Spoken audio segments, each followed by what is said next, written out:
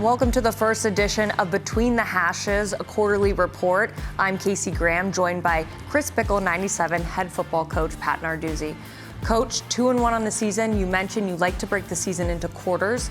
First quarter is done. Talk about what you've learned about this team, offensively and defensively.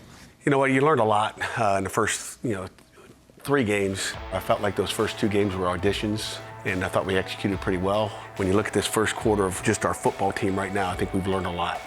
When you go up against a Power 4 team, you find out who you are and what you really need to fix. And I always say you make your biggest improvement between game 1 and game 2. We made those improvements, but we'll make big improvements from game 3 going into that second quarter with what we've learned in this last game, and we will be better for it. Talk about some of the guys that you've been impressed with so far. I thought Joel's golf came in. Let's just talk offensively. Ran the ball pretty hard. We had a nice run, broke a couple tackles. So, with Dez being out, I was happy with some of the things he did in the run game. He still needs some things in the pass game, and again, that'll come with reps as well. But I was happy with him. Deuce Spann has done a nice job out there at the Z. He's caught the ball when we've thrown it to him. And I thought the whole line's done a decent job of protecting.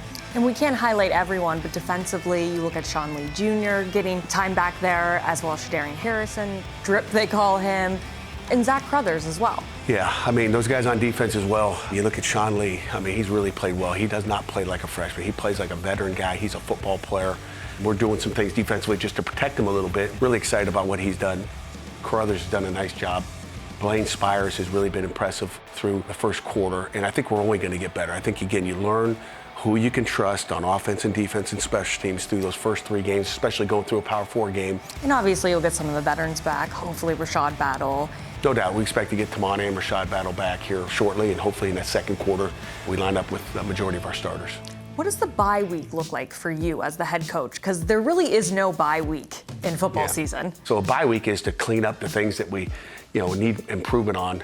We'll practice on Wednesday and Thursday of this week, but we'll certainly look back at, hey, what are we doing? What are we giving away offensively and defensively, and try to clean some of those things up. But that's a daily process. We self-scout ourselves every week.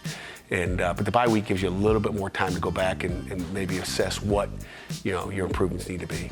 A lot of opportunities ahead. The goals are still in front of you. ACC championship can still be attained.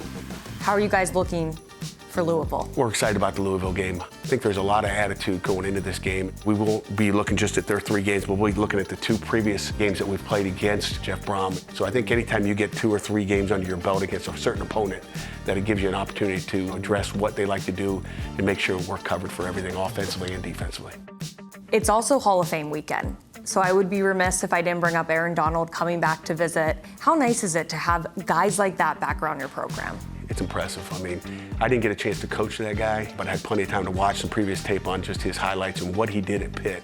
That guy set the standard for how to play as a defensive lineman, not only in college football, but in the National Football League. And he's a legend here in Pitt history, and we hope to develop more just like him. I think Pitt is known for really developing guys. That's kind of the culture you have brought here.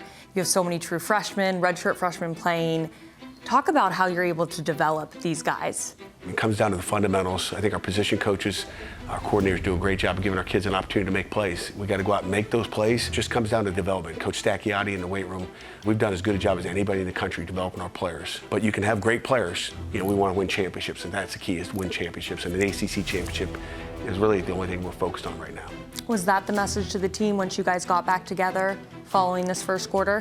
No doubt about it. We end the first quarter, and our guys understand that we have to execute and blow them out early and don't give them an opportunity to be there in the fourth quarter. Take that crowd out of it. So our guys understand that, but they understand that, the whole season's ahead, and our focus moves to Louisville.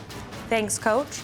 That was the first edition of Between the Hashes. We'll check back in halfway through the season for the next quarterly report. And of course, don't forget next Saturday, September 27th, Louisville, first ACC opponent on the schedule. It's at noon. We'll see you all there.